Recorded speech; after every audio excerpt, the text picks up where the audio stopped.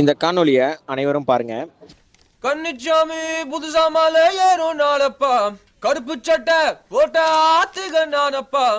அட ஹர்னி, is the scale 5 ஏய் 6 டா. என்ன ஹர்னி?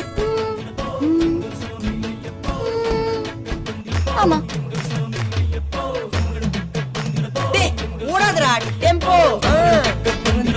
எங்க சாமி ஐயப்போ. கன்னிச்சாமி புதுசா மாலை ஏறும் நாளப்பா, கருப்பு சட்டை போட்ட ஆத்திகன் நானப்பா. வண்டாள தேசம் ஆடும் ராசாவோட புத்திரனே, வண்டாடும் செண்டாடும் அண்ணாமலை வாசனல்லவா.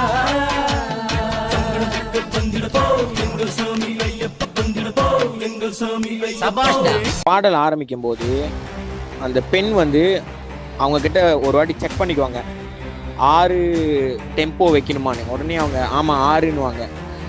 இந்த 6ன்னு அவங்க சொல்ல வேண்டிய அவசியமே இல்லை, இப்படி ஒரு சீன் வைக்கணுன்ற தேவையும் இல்லை. ஆனால் அதை வைப்பாங்க. அதை அவங்க வைக்கிறாங்கன்னா அதுக்கு ஒரு காரணம் இருக்கும். அது என்னன்னா, பஞ்சபாண்டியர்கள் 5 பேர், கிருஷ்ணர் ஒரு ஆள், அப்போ மொத்தம் 6 பேர். இதுதான் ஐயப்பன். அப்பன் ஐவர், அப்பன் வந்து கிருஷ்ணர், ஐவர் வந்து 5 பேர். ஐயப்பன் வழிபாடு வந்து கிருஷ்ணரையும் பஞ்சபாண்டியர்களையும் ஒன்று சேர்த்து உருவாக்கப்பட்ட ஒரு வழிபாடு. ஆனால் இன்றைக்கி அது மாறிடுச்சு. ஆனால் இதிலெல்லாம் வந்து பாருங்கள், பிராமணர்கள் வரலாறை கடத்துறாங்க. அதே நேரத்தில் இந்த பாடல் ஓடிக்கிட்டே இருக்கும்போது விவேக் பக்கத்தில் ஒரு நபர் உட்காந்துருப்பாரு. அவரோட சட்டையில் பாருங்கள் 53 அப்படின்னு நம்பர் போட்டிருக்கோம்.